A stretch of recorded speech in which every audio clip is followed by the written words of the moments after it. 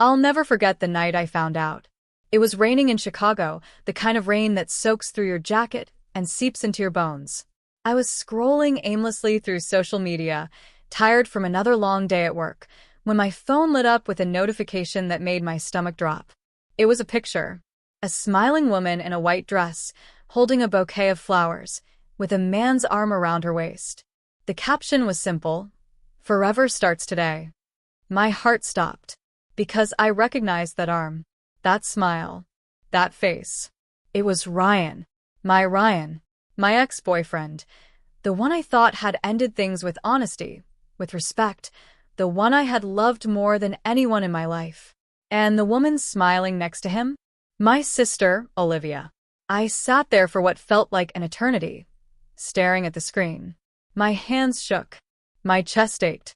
My mind raced, but no words came. I wanted to scream. I wanted to cry. I wanted to throw my phone against the wall. But I didn't. I couldn't. I was frozen. I should have known. Olivia had always been competitive with me.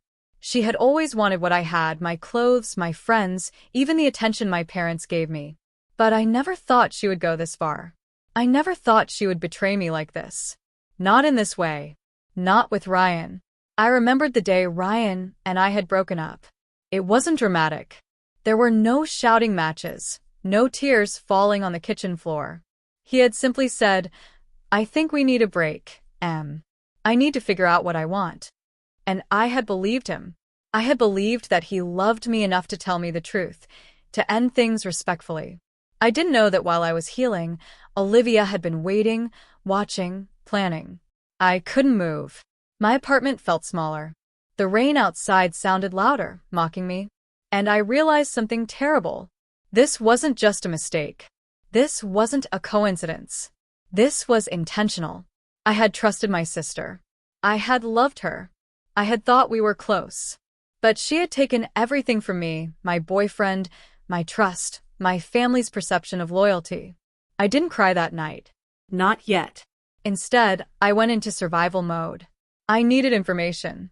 I needed proof. I needed to understand just how deep this betrayal went. I started scrolling through their posts. Engagement photos. Dinner dates. Vacation pictures. Everything I had shared with Ryan in confidence, Olivia now had access to. She had weaponized my past, my secrets, my love, to make herself look like the winner, the innocent one, the girl who had everything handed to her. And I realized, slowly, painfully, that I had a choice. I could continue living in shock, in heartbreak, in betrayal, or I could act. The thought of revenge came slowly at first, like a shadow creeping across a wall. But as the hours passed, it grew. It wasn't just anger. It was clarity. It wasn't just pain. It was purpose. I decided then. I was going to take back everything Olivia had stolen from me. Not just Ryan, not just my trust, not just my pride, but her illusion of control, her sense of security, her smug little life that she thought she had built at my expense. I couldn't act immediately. I needed patience. I needed a plan. I needed to study her weaknesses, to understand her life from the inside out. And most importantly, I needed to remain calm. Olivia thrived on drama. She was manipulative, cunning, and social, a master at making everyone believe she was the victim or the angel. But underneath it all, she was insecure, reckless, and overconfident. Those were the cracks I would exploit. The next morning, I called Ryan. My voice shook when he answered, but I held it together. "Emily," he said, confusion in his tone. "Is everything okay?" I paused, pretending I was calm, casual. "I saw the pictures," I said. There was silence. Then a sigh. "Emily, it's not what you think." But I knew. I didn't need him to explain. I didn't need apologies. I didn't want excuses. I wanted control, and I wanted my life back. Over the next few weeks, I observed. I learned everything I could about Olivia's routines, her friends, her social media habits, and her relationship with Ryan. She bragged constantly online about their perfect relationship, but in private, she had cracks. Jealousy, insecurity, impulsiveness, and a pride that would eventually be her undoing. I started small. A text here, a subtle comment there, planting seeds of doubt. Nothing dramatic, just enough to unsettle her. She didn't notice yet, but I knew she would. Olivia was too proud to ever suspect that her own sister could quietly dismantle the life she thought was untouchable. Meanwhile, my own life had to remain intact. I had to act like nothing had happened. My friends didn't know. My family didn't know. Everyone still saw me as the quiet, kind, dependable one. The one who never made waves. Perfect. That was the mask I needed to wear. But inside, I was boiling. Every time I saw a post from Olivia, every time Ryan shared a memory with her, every time someone congratulated her, I felt that familiar ache of betrayal. And every time, my resolve grew stronger. One evening, I overheard a conversation at a coffee shop. Olivia was talking loudly to a friend, laughing about her upcoming trip with Ryan. She mentioned, almost offhandedly, that she had no idea what she wanted to do professionally, but didn't care. Ryan would handle everything. She said it so casually, as if she were untouchable, as if the world owed her happiness. That was the moment I realized just how much she underestimated me. Olivia thought she had all the power. She thought she had won. But I knew better. I had the advantage of time, patience, and insight. She had no idea what was coming. For the first time, I smiled. A small, sharp smile that no one else would understand. Because this wasn't just about Ryan. This wasn't just about betrayal. This was about reclaiming everything that had been taken from me. And I was going to do it slowly, carefully, with precision. I spent that night planning, mapping out her social calendar, her social media posts, her friendships, her vulnerabilities. Every detail mattered. Every misstep would be an opportunity. I realized revenge wasn't about anger. Anger fades. Revenge is about control. It's about turning the tables in a way that no one ever sees coming. It's about making someone realize the consequences of their actions when it's too late to fix anything. And Olivia was about to learn that lesson. The next morning, I started putting the plan into motion. A subtle comment on one of her posts. A carefully timed social media message to a friend she trusted. A small rumor that no one could trace directly back to me. Each action was minor, almost invisible. But cumulatively, they would create cracks in her carefully curated life. And as those cracks widened, I would be ready to strike in a way that would leave her unable to recover. I realized something important during that first week of action. I didn't hate Olivia. Not truly. Hate is messy and it clouds judgment. What I felt was justice, a need to restore balance, to claim what was rightfully mine, and to show her that betrayal comes with consequences. I documented everything. Every interaction, every post, every slip she made. Everything that could later serve as leverage. And in that process, I discovered another truth. The act of planning, of controlling, of quietly maneuvering in the shadows, gave me a sense of power I had never experienced before. Power I had lacked during the years of trust and vulnerability with Ryan and Olivia. By the end of that first month, I had a small dossier, her insecurities, her routines, her financial habits, and even her closest confidants. Everything mapped, everything ready. And I waited. Patience was key. Acting too soon would ruin everything. Olivia had to believe she was untouchable. She had to believe that she had won. Because the moment she felt safe, the moment she let her guard down, my revenge would hit, swift, precise, and undeniable. I sat on my balcony that night, watching the lights of Chicago shimmer in the rain-soaked streets below. I took a deep breath. I allowed myself one small tear, not of sadness, but of resolve. I whispered her name into the wind. "Olivia," I said softly, "you have no idea what's coming." And that was the promise I made to myself, a promise that would guide every decision, every action, every carefully laid plan for the months to come. This wasn't just revenge.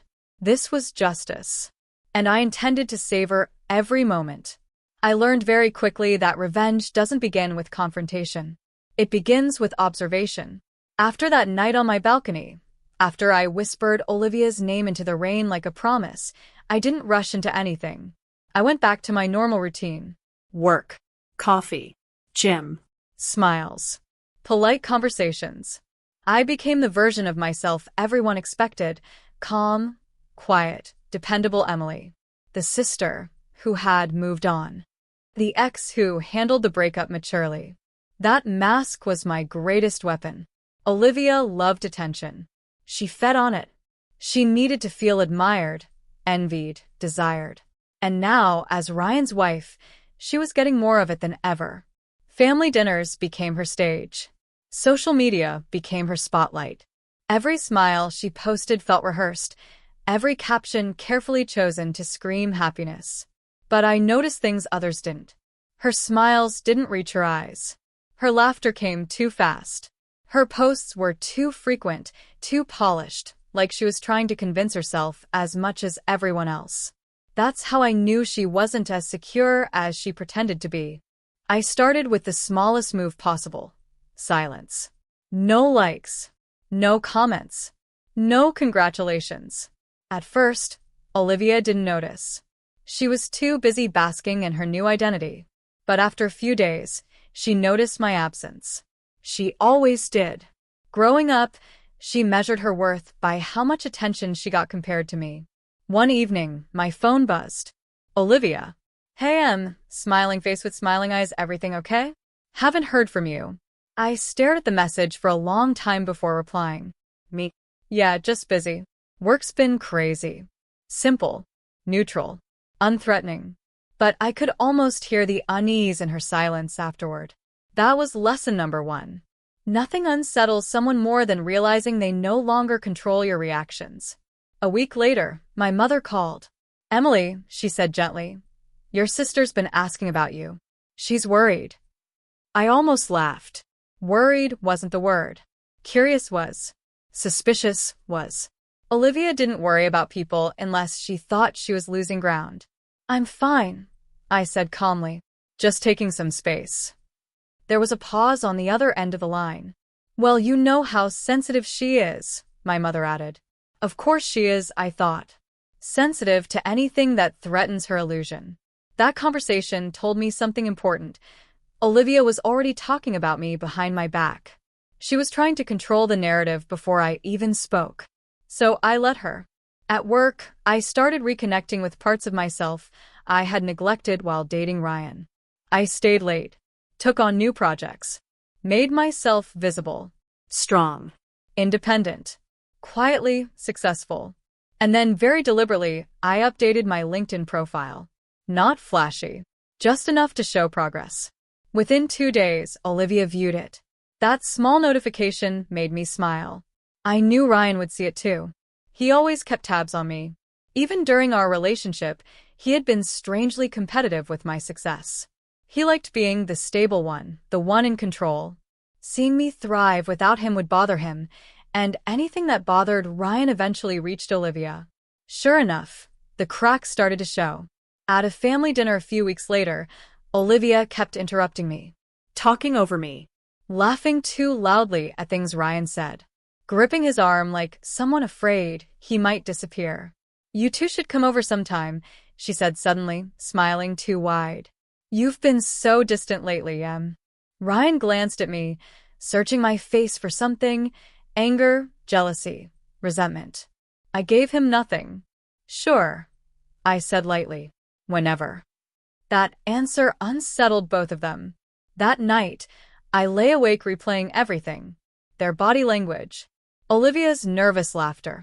Ryan's lingering glances. I realized something critical then. They weren't comfortable.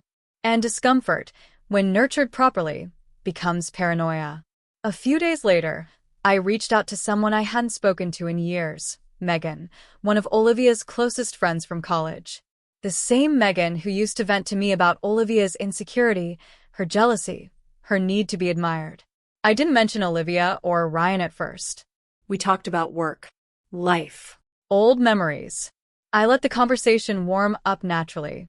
Then, casually, I said, "Funny how things turn out, right?" She replied almost immediately. "Tell me about it." That was my opening. "I'm glad Olivia's happy," I added. "I just hope she's really okay. Marriage can be complicated." I didn't accuse. I didn't suggest. I simply planted doubt. Megan hesitated before responding. Yeah, she does seem a little stressed lately. There it was. From that moment on, I let Megan talk. I listened. I sympathized. I validated. I became a safe place. And in doing so, I learned everything. Olivia was already fighting with Ryan. About money. About control. About his tendency to compare her to me, something he denied, but never stopped doing. He had mentioned my promotion once. Maybe twice. That had hurt her more than she'd ever admit. Good. I didn't rush. I didn't push. I let Megan fill in the gaps herself. A few days later, Olivia posted a photo of her and Ryan at a fancy restaurant, captioned, "Date night with my forever red heart." Within minutes, I noticed something strange. Ryan hadn't liked it. That was new. I checked his profile. No recent posts. No comments. No interaction. I filed that away. The following weekend, I ran into Ryan unexpectedly at a grocery store. Or at least, that's what he thought. He looked surprised. Nervous. "Emily," he said. Wow. Didn't expect to see you. "Same," I replied, smiling politely. We stood there awkwardly for a moment, the hum of fluorescent lights filling the silence. "You look good," he said finally. "Thanks," I replied. "So do you." That was a lie. He looked tired. Older. Less sure of himself. We talked briefly, nothing personal. Nothing emotional. I mentioned work. He mentioned the weather. The conversation felt hollow, like two people pretending nothing had ever happened. As we parted, he hesitated. "Hey," he said, lowering his voice. "I hope there's no bad blood. I never wanted to hurt you." I met his eyes. "I know," I said softly.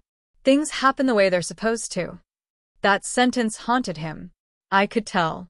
Because people who benefit from betrayal need reassurance that the person they hurt is truly okay. And I had just denied him that comfort. Later that night, Olivia texted me again. "Did you see Ryan today?" "Interesting." "Yes," I replied. "Ran into him at the store." A pause. "And?" she asked. "He seemed fine." That was all I said. I could almost feel her spiraling through the screen. From that point on, I noticed subtle shifts. Olivia checked my social media obsessively. She asked mutual friends about me. She compared everything, my clothes, my schedule, my mood, to hers. Ryan, meanwhile, grew distant. He started following my updates again, watching my stories without reacting. He was curious. Curiosity leads to regret. And regret leads to confession. One night, Megan called me. "I probably shouldn't tell you this," she said nervously, "but Olivia thinks Ryan still has feelings for you." I leaned back in my chair, keeping my voice steady. "That's ridiculous." "I know," Megan said quickly. "But she's been asking me weird questions. Like whether you ever talk about him. Whether you seem happy. Whether you've dated anyone." I smiled to myself. "I haven't," I said. "I've just been focusing on me." That was the truth, and it was far more powerful than any lie. By the end of that month, the tension was undeniable. Olivia snapped at Ryan in public. Ryan withdrew emotionally.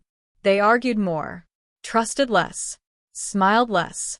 And through it all, I remained calm, observant, invisible. I wasn't destroying their relationship. I was letting it collapse under the weight of its own dishonesty. Late one evening, my phone buzzed with a message I had been expecting, but not so soon. "Ryan." "Hey." "Can we talk sometime?" I stared at the screen for a long time. This was a turning point, because when the ex reaches out, it's never just curiosity. It's doubt. It's regret. It's the beginning of the end. I didn't reply immediately. Revenge isn't about rushing toward the moment you've been waiting for. It's about knowing when to pause and letting anticipation do the damage for you. I set my phone down, walked to the window, and watched the city lights flicker below. Everything was unfolding exactly as it should. And Olivia still had no idea that the sister she had betrayed was now the quiet force unraveling her perfect life, piece by piece. I could feel it in the air before anything happened. The tension, almost invisible at first, creeping like fog into Olivia's perfect world. She didn't notice it yet. Ryan didn't notice it fully, but I did. I watched from a careful distance, learning, timing everything like a chess player planning 5 moves ahead. The key to revenge isn't anger. It's patience, precision, and knowing exactly when to plant the seeds that will grow into chaos. That Saturday, Olivia hosted a brunch at her apartment. She had invited a few friends, all people I vaguely knew, and some I didn't. She was radiant, laughing too loudly, carefully arranging everything. A perfect Instagram moment. And I arrived late. Not because I was forgetful, but because I wanted to make an entrance that unsettled her subtly. Not enough to draw attention, just enough that she would feel my presence. When I walked in, I greeted her with a smile, calm and composed, and said, "Hi, Olivia. Wow, this place looks amazing." She paused. Her smile faltered. Just for a second, but it was there. "Emily," she said, voice tight. "I didn't expect you so early." I shrugged. Traffic was crazy. You know how Chicago is. Her friends glanced at me curiously. She laughed nervously. Yet sure. I noticed Ryan immediately. He had been standing by the kitchen counter helping with drinks. When he saw me, his expression tightened. Not anger. Not regret. Something else. Curiosity. A flash of surprise. That tiny flicker, invisible to Olivia, gave me satisfaction. I walked through the apartment, chatting casually with everyone, complimenting the food, commenting on the decor. I wasn't rude. I wasn't confrontational. I simply existed in the space she had claimed as hers, silently reminding everyone, and her, that I was still here. By the time brunch ended, Olivia's perfect composure was slightly cracked. She had laughed at the wrong moments, paused when I spoke, and even stumbled over a comment she had rehearsed in her head. Small victories, but victories nonetheless. That night, I reviewed everything I had learned so far. Olivia's habits, her insecurities, her reliance on Ryan for confidence, her constant need to compare herself to me. It was all there, and I intended to use it.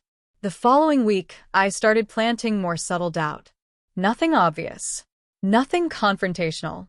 I simply interacted with people who were close to Olivia, friends, co-workers, even casual acquaintances, and let things slip in conversation.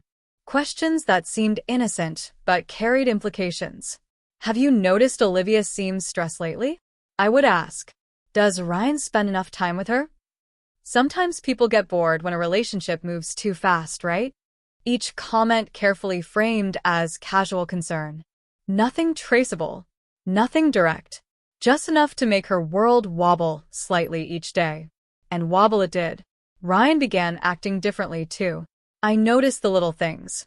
A pause when Olivia spoke, a frown when she mentioned future plans, subtle hesitation in the way he laughed. He wasn't unhappy, not yet. But he was thinking. Doubting. Questioning. And doubt is dangerous. One evening, I saw them at a mutual friends gathering. Olivia was recounting a story, her voice animated, hands gesturing. Ryan nodded along, but his eyes kept flicking toward me. I smiled politely. That smile, calm and confident, said everything without saying a word. I could see it in Olivia's face, the slightest flicker of panic, subtle tension in her jaw. She realized I was still part of the world she had tried to claim completely. And that realization scared her. Over the next few days, I noticed more cracks. She was snapping at people who disagreed with her, making passive-aggressive comments to friends. Even Ryan seemed slightly on edge. The pattern was clear. She was losing control, and I was just beginning. The next move required patience. I needed to ensure that the stress I was creating was cumulative, slow enough that it wouldn't appear intentional, but fast enough that it couldn't be ignored. I reached out to Ryan's best friend, Mark, under the guise of casual conversation. We hadn't talked in months. I asked about his work, life, trivial things. Then I casually mentioned, "Ryan seems different lately. More distracted. Maybe it's stress?" Mark didn't question me. He didn't ask why I was asking. He just nodded. "You're right," he said. "He has seemed off. I think Olivia might be overwhelming him." I didn't comment. I let it hang. The seed was planted. From that point on, I subtly fed into it. Public events, dinner parties, casual encounters, always present, always calm, always unbothered. Small questions here, small observations there. I never overplayed it, never appeared threatening. Just present, observant, quiet. And it worked. Olivia began confiding in Megan, her old friend, more than usual. I didn't push. I didn't listen in. I let her think she was safe. Megan, unknowingly, was relaying information I would later use. By the end of that week, Olivia had made at least 3 small mistakes in front of others, misplacing items, contradicting herself, showing signs of jealousy. All things she had carefully hidden before. I documented each one. Every slip. Every insecurity revealed. Every moment that showed she was not the perfect, untouchable person she pretended to be. I realized something important during this stage. Revenge isn't just about action. It's about waiting for the perfect alignment of events, when the right crack appears at the right moment. Timing is everything. And the moment was approaching. One Friday night, Ryan came to my apartment unannounced. I was alone, reading, when I heard a soft knock. I opened the door cautiously. "Emily," he said nervously. "Can we talk?" I studied him carefully. There was guilt there. There was hesitation. And most importantly, there was doubt. "Sure," I said. "Come in." He stepped inside. I closed the door, my heart steady, my mind sharp. I don't know how to say this," he began, pacing slightly. "Things with Olivia, it's not what I thought it would be." I didn't interrupt. I let him speak. "She's different than I imagined. Always comparing me to you. Always insecure. I thought it would be easier moving on. But I feel trapped." I nodded slowly. "I see." He looked at me, eyes searching. "Do you ever think about us? About what we had?" I smiled faintly. "Of course I do. But I've moved forward. I'm happy with my life. Focused on myself." That truth hit him harder than any anger could. Because he wanted to hear jealousy, sadness, longing. Anything that would make him feel guilty. But I gave him composure. Calm. Control. And in that moment, he realized he had made a mistake. Not just a mistake with me, but a mistake in choosing Olivia over someone who truly understood him. That seed of doubt would grow. And Olivia would feel its roots slowly taking hold before she even noticed. Over the next few weeks, Ryan became more distant. Calls came later. Messages went unanswered. His tone, once warm and playful, became clipped. And Olivia, unaware, spiraled further into insecurity. I watched it all unfold silently, smiled quietly to myself. Because this was only the beginning. Patience. Observation. Timing. The first cracks had appeared. The illusion of perfection was weakening. And when the storm finally hit, and it would, there would be no stopping it. I had learned a crucial lesson about revenge. The most powerful moves are invisible. People rarely notice the hand that guides them until it's too late. For weeks, I had observed, documented, and waited. I had seen Olivia's insecurities, Ryan's growing doubts, and the small cracks forming in their relationship. Now it was time to accelerate the process. Not with confrontation, not with anger, but with subtle manipulation. I started with their social media. Carefully timed likes. Comments that seemed innocent but carried weight. A post from me celebrating a minor work accomplishment would appear in Ryan's feed. Nothing aggressive. Nothing obvious. Just enough to remind him that my life continued without him, and that Olivia couldn't compete with the natural confidence I carried effortlessly. The reactions were immediate. Ryan glanced at my profile more than usual. He lingered on my stories, noticing details about my daily life. Small things. My favorite coffee shop, the books I was reading, the late-night walks I took to clear my mind. Olivia noticed it too. She sensed something was off but couldn't articulate it. Humans hate uncertainty. That was my advantage. Next, I started creating small scenarios in real life. Not dangerous, not illegal, just enough to stir doubt and tension. At a mutual friend's barbecue, I arrived unannounced. Olivia had carefully planned everything, placing herself front and center, basking in admiration. I entered quietly, greeting everyone politely, complimenting the food, engaging in casual conversation. And yet, my presence alone was enough. Olivia's laugh became sharper, forced. Her hand brushed Ryan's too tightly, almost as if she were trying to mark her territory. He noticed, too.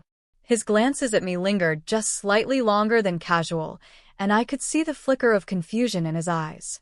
That night, when I returned home, I carefully documented everything. Her reactions, his hesitations, the subtle signs of insecurity that had begun to surface. Every moment would be a building block for the larger plan. The next morning, I orchestrated something even smaller, a seemingly accidental meeting at a coffee shop. I knew Olivia and Ryan frequented the place on weekends. I chose a table in plain view, pretending to be engrossed in my laptop. When they walked in, I didn't make eye contact immediately. I let Ryan notice me first. Olivia stiffened instantly. Ryan's attention wavered. They didn't sit at my table, but I could see them. I could see every micro-expression. After a few minutes, Ryan subtly adjusted his chair, leaning slightly away from Olivia. A small shift, but one I noted immediately. It was working. That evening, I followed up with Megan, Olivia's friend, casually asking about Olivia's mood lately. Megan admitted that Olivia had been unusually tense, snapping at friends, and questioning Ryan constantly. Perfect. I didn't push. I just listened, asked subtle questions, and let Megan speak freely. The next step involved precision. I couldn't act too fast. Olivia's world needed to crumble gradually, and she had to feel the cracks forming from her own perception, not mine. So, I introduced ambiguity. A few carefully worded comments, messages, and casual remarks to people in their social circle. Things like, Ryan seemed distracted the other day. I hope everything's okay at home. Olivia seemed stressed. I wonder what's going on with them. Nothing direct. Nothing traceable. Just a hint. A suggestion. And it spread quietly, unnoticed by anyone but Olivia. Within days, the tension escalated. I noticed it in the small details. Ryan's delayed responses to texts, Olivia's defensive tone when he spoke, the way she hovered around him constantly, as if trying to prevent him from drifting away. I didn't interfere directly. I didn't need to. My influence was subtle, nearly invisible, but effective. One evening, I invited a mutual friend, Lisa, for dinner. Over wine and casual conversation, I subtly mentioned Olivia's habits, her competitiveness, her insecurity, her need to feel admired. Not directly, of course. I framed it as concern, reminiscing about childhood and old rivalries. Lisa, unaware of my intentions, replied naturally. Yeah, she's always been sensitive. And Ryan, well, he doesn't handle tension well. I smiled politely, letting the words sink in. Lisa didn't realize that she had just reinforced doubts in Ryan's mind, doubts that Olivia herself would begin to feel. Meanwhile, Olivia began to unravel in ways she couldn't control. Small mistakes, misplacing items, contradicting herself in casual conversation, lashing out at friends, all perfectly timed to amplify the tension I had already seeded. I documented each one, every micro-expression, every slip, every sign of stress. Every piece of information would become leverage when the time came. The key was consistency. People underestimate the power of small, repeated actions. A slight pause in conversation, a delayed text, a casual comment that questions stability. Over time, these subtle manipulations compound, creating a reality that feels inevitable to those experiencing it. And now Ryan was beginning to feel the effects. He was withdrawn, hesitant, conflicted. Olivia noticed it, and that fed her anxiety. She tried to assert control, to compensate, but every attempt only made the situation worse. I observed silently, taking mental notes, documenting patterns. Every conversation, every glance, every subtle argument. One night, Olivia and Ryan came to my neighborhood for an event. I didn't plan it. It was coincidence, but coincidences are tools in the right hands.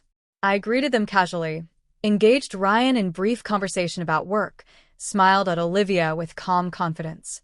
Olivia stiffened immediately. Ryan's gaze lingered slightly on me, and I could see the subtle panic rising in her eyes. She was losing control, and she didn't even know why.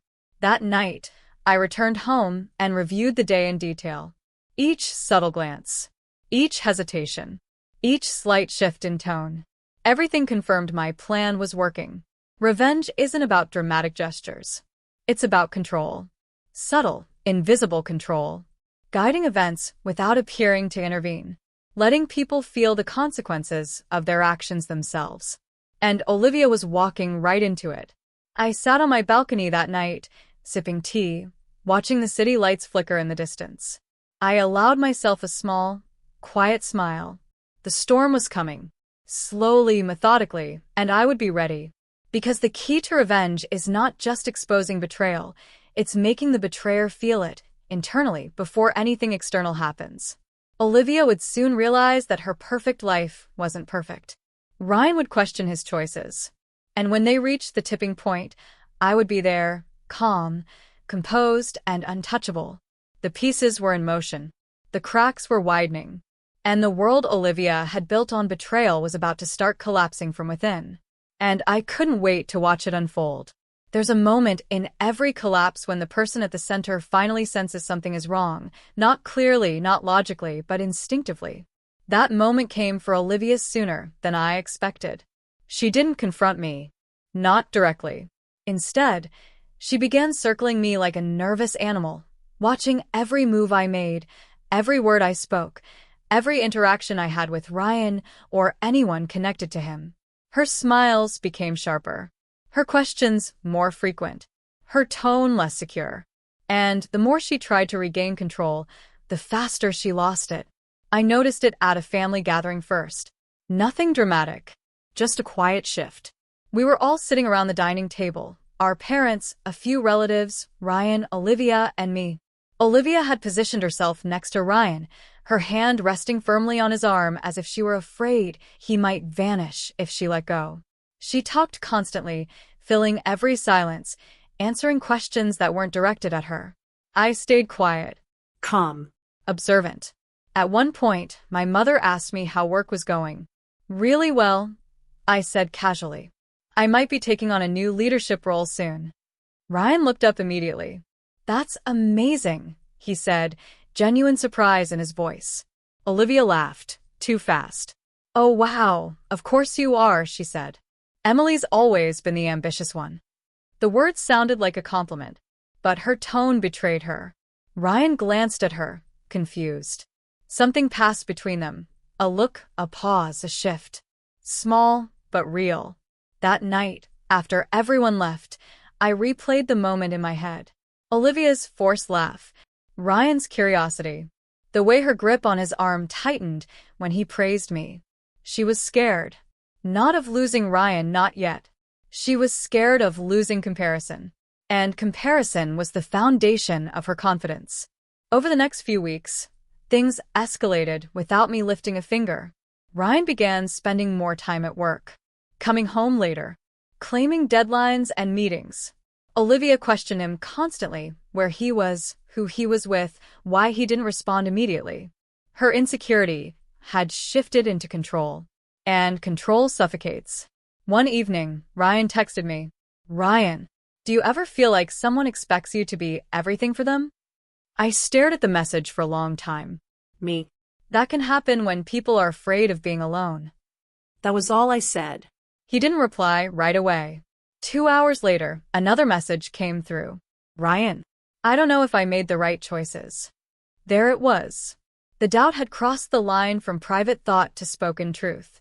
I didn't respond immediately. I let the silence stretch. Let him sit with his own discomfort. When I finally replied, I kept it neutral. Me. Everyone has to live with their choices. That sentence did more damage than anger ever could, because it forced him to reflect, without offering comfort. Meanwhile, Olivia was unraveling quietly. She began calling me more often, pretending she wanted to reconnect. "Emily," she said one afternoon, voice overly sweet, "we should spend more time together. We're sisters." I almost laughed. I'd like that, I said calmly. And I meant it, just not in the way she expected. We met for coffee a few days later. Olivia talked nonstop, updating me on her life, her plans, her future. She exaggerated happiness, bragged about vacations, finances, stability. I listened patiently. Then, casually, I said, "You seem stressed." She froze. "What?" she asked. "I don't know." I shrugged. "You just seem on edge." Her smile cracked. "I'm fine," she snapped quickly. "Why would you think that?" "I don't know," I said softly. "Maybe I'm wrong." But the damage was done. Once someone becomes aware of how they appear to others, self-control begins to slip. She spent the rest of the meeting trying to prove she was okay, laughing louder, talking faster, checking her phone repeatedly. That night, Megan called me. "She's not okay," Megan said quietly. "She thinks Ryan still compares her to you." I closed my eyes slowly. "I never wanted that," I said honestly. "I know," Megan replied. "But she's obsessed with it." That obsession was my leverage. Ryan, meanwhile, had grown distant from Olivia emotionally. He stopped sharing details, stopped confiding, stopped reassuring her. And every time he pulled away, she clung tighter, creating the very outcome she feared. One evening, Ryan showed up at my place again. "I just needed someone to talk to," he said, tired, defeated. I let him sit, let him speak, let him unload. "She doesn't trust me," he said. "She checks my phone, questions everything. It's exhausting." I nodded slowly. "That sounds heavy," I said. "I feel like I'm constantly being measured," he continued. "Like I'm never enough." I didn't mention Olivia's comparison to me. I didn't need to. He already felt it. When he left that night, I knew something had shifted permanently. Because once someone begins confiding outside their relationship, the emotional bond inside it weakens. And Olivia sensed it. Her texts became frantic, her tone sharper. She accused Ryan of hiding things, of being distant, of regretting marrying her. The arguments escalated.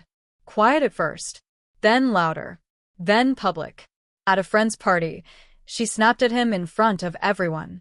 He walked away without saying a word. That silence was louder than any fight. I watched from across the room, sipping my drink, invisible and calm. People noticed. Whispers began. "Are they okay?" They seemed tense. "Did you see the way she spoke to him?" Olivia's perfect image was cracking, and she couldn't stop it. Late that night, she texted me. "Olivia, did Ryan say anything to you?" There it was. The accusation wrapped in insecurity. Me? No. Why would he? A long pause. "Olivia, just wondering." But I knew the truth. She was losing control of the narrative. Losing control of Ryan.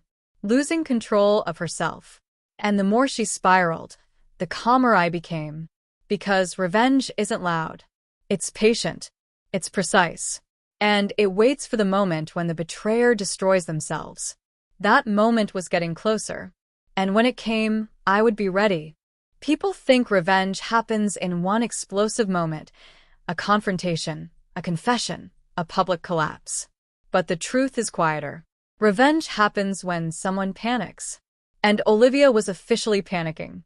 The first real crack came in the form of a lie, a small one, careless and unnecessary. Those are always the most dangerous. Ryan found out by accident. He came over one evening, visibly unsettled. He didn't sit down right away.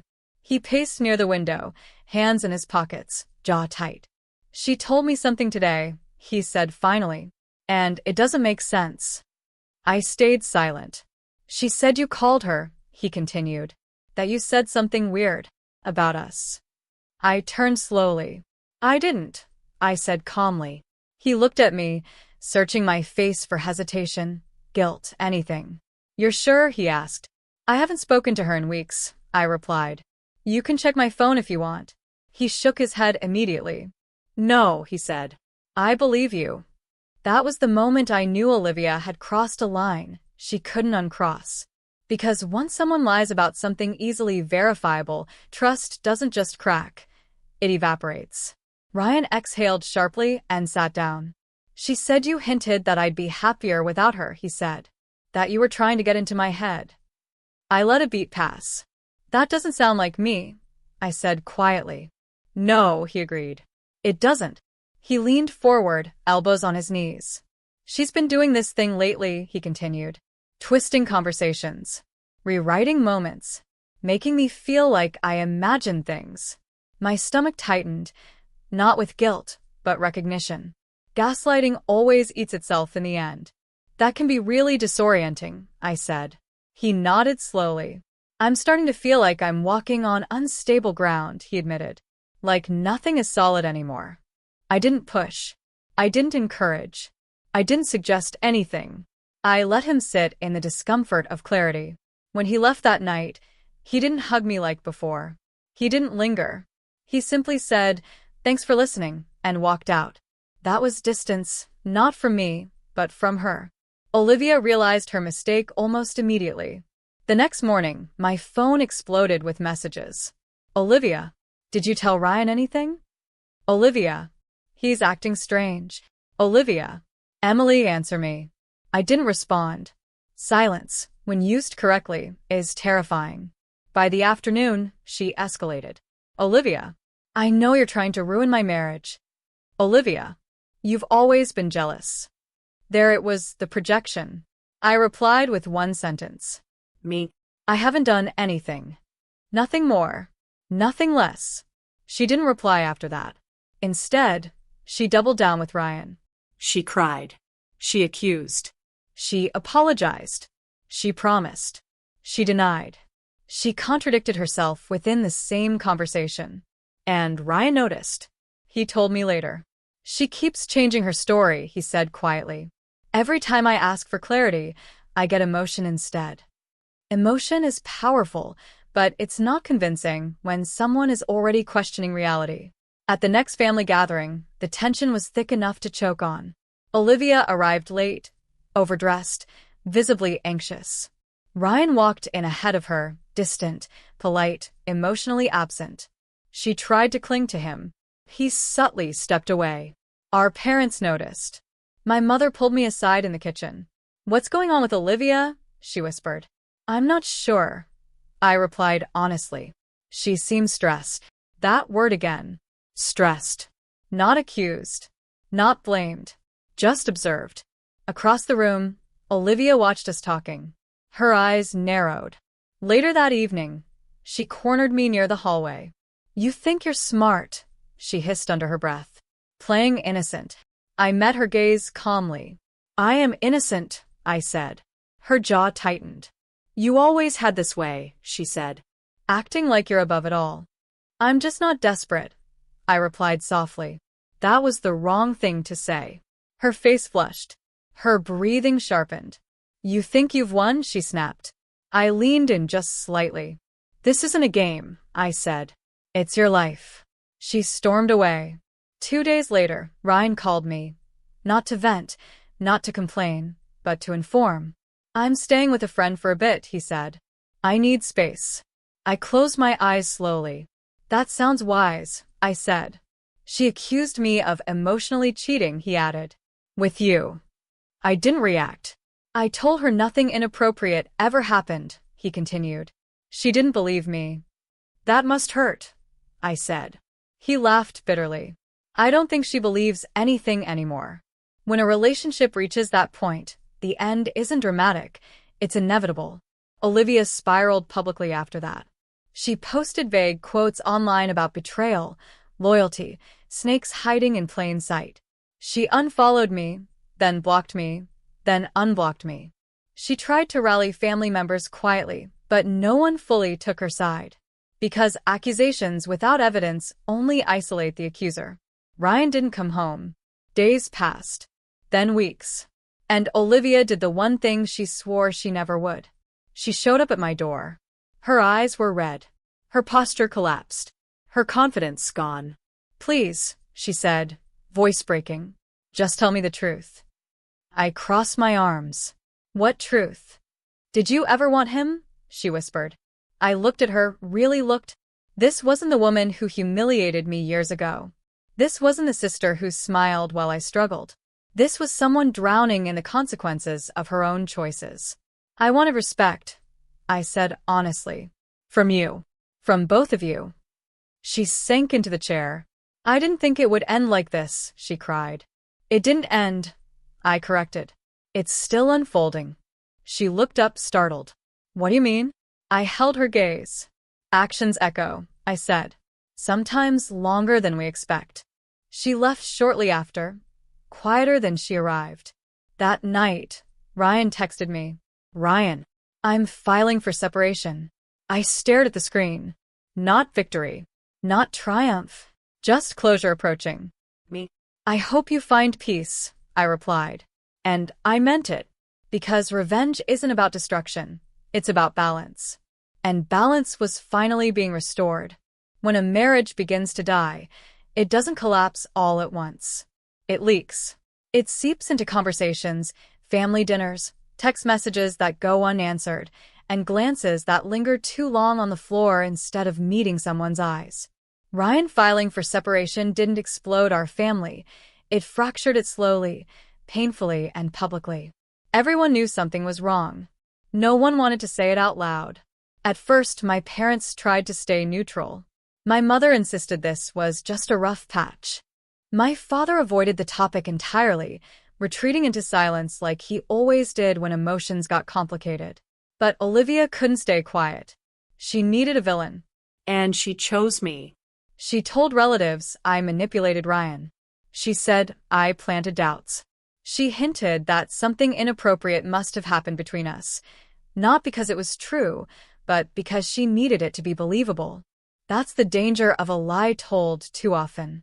Eventually, even the liar forgets where it began. I didn't defend myself. That confused everyone. At a family dinner, one of the most uncomfortable evenings of my life, Olivia finally snapped. She stood up mid-meal, hands shaking, voice loud enough to cut through the clink of silverware. She's the reason my marriage is falling apart, she said, pointing directly at me. She's always been jealous, always waiting for her chance. The room froze. Every eye turned to me. This was the moment everyone expected me to fight back, to argue, To deny. To cry. Instead, I took a breath and spoke calmly. No, I said. Your marriage fell apart because you built it on betrayal. Her face went pale.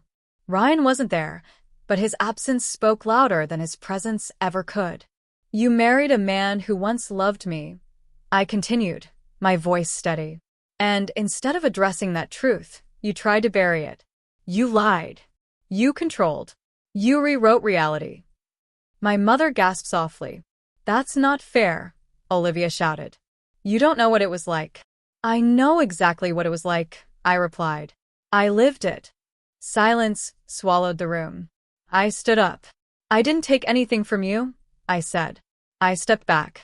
I walked away. And even then, the truth followed you. I looked around the table. If my silence makes me guilty, then so be it. But I won't carry shame that doesn't belong to me. And then I left. That was the night the family stopped pretending. The next weeks were brutal for Olivia. Ryan moved forward with the separation quickly. Not angrily, decisively. He stopped responding to emotional messages. He asked for communication only through lawyers. He removed her from shared accounts. He reclaimed pieces of his life, one boundary at a time. Olivia, who had always thrived on control, was unraveling without it. She called me late one night, sobbing. He won't talk to me, she cried. He says he doesn't recognize me anymore. I closed my eyes. That happens, I said softly, when someone finally sees clearly. She blamed stress. She blamed pressure. She blamed everyone but herself. But the truth doesn't need blame. It just needs time. Word spread through extended family. Some took her side out of habit. Others began asking uncomfortable questions. Why did Ryan leave so suddenly? Why were there no signs of reconciliation? Why did Olivia's stories keep changing? Eventually, the truth didn't need my voice anymore. It spoke for itself. Ryan reached out to me one last time. Not for closure. Not for comfort. For honesty. I should have handled things differently years ago, he admitted. I hurt you. I see that now. I appreciated the acknowledgement, but I didn't cling to it. I've moved on, I told him. I hope you do too. And I meant it. Because revenge wasn't my goal anymore. Peace was. Olivia's collapse wasn't dramatic. There was no screaming apology, no grand confession. Just isolation. Friends distanced themselves. Family grew cautious. Invitations slowed. Conversations shortened. She was forced to sit alone with choices she'd never questioned before. One afternoon, my mother visited me quietly. I didn't want to see it, she said. But I see it now. I didn't respond right away. I'm sorry, she added, for not protecting you. That apology mattered more than anything else that had happened, because for the first time, I wasn't invisible. I was believed. I was validated. And Olivia? She never apologized. But she didn't need to. Her life spoke the truth she refused to say. I rebuilt myself quietly. New routines. New confidence. New boundaries. I wasn't trying to win anymore. I already had. Not by taking something from her, but by reclaiming everything she once took from me. My voice. My dignity. My peace. And as the dust finally settled, one truth became undeniable. She didn't destroy me. She revealed me. They say revenge leaves you empty, that it poisons your heart, that it turns you into the very thing that hurt you. But the truth is, revenge doesn't have one face.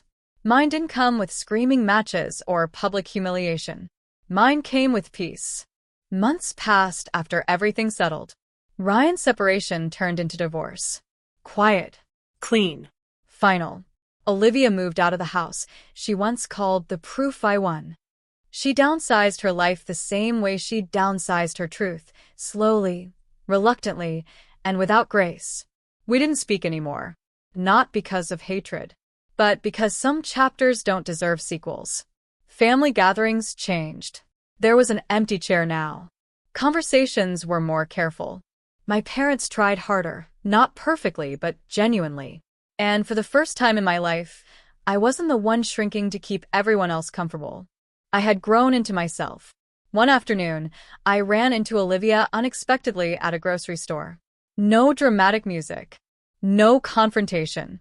Just two women standing in the produce aisle. She looked thinner. Tired. Older, not in years, but in spirit. She hesitated before speaking. You look good, she said. Thank you, I replied.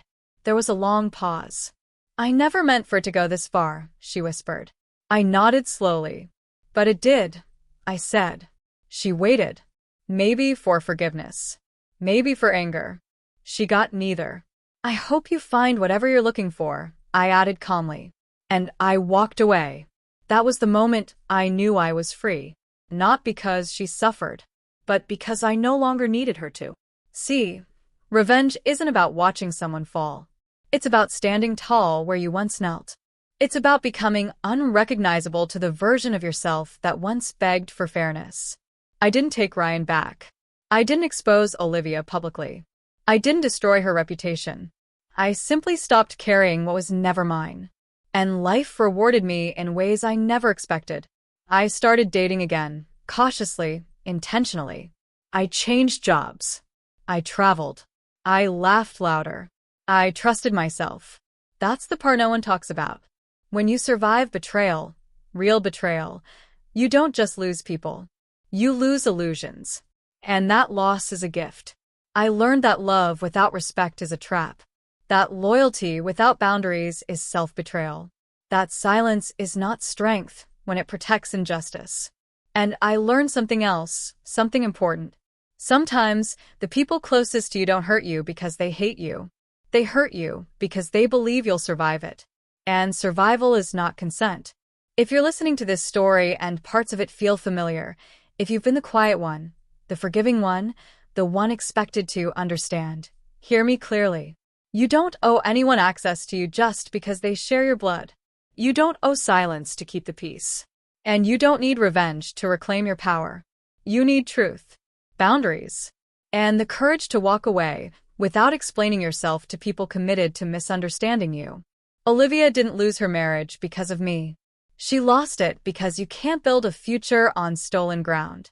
And I didn't win because she fell. I won because I stood up. If this story resonated with you, if you've ever been betrayed by family, manipulated by love, or underestimated in silence, then you're not alone. Stories like this matter. They remind us that karma doesn't always arrive loudly. Sometimes it arrives as clarity. So if you connected with this journey, take a moment to like this video. It helps more people who need these stories find them. Subscribe to the channel if you want more real, emotional, revenge-driven stories about betrayal, strength, and rising after being broken. And most importantly, leave a comment below. Where are you watching from? And have you ever had to walk away from someone who never thought you would? Your story matters too. This was my truth. And if you stayed until the end, thank you for listening. Sometimes being heard is the final revenge.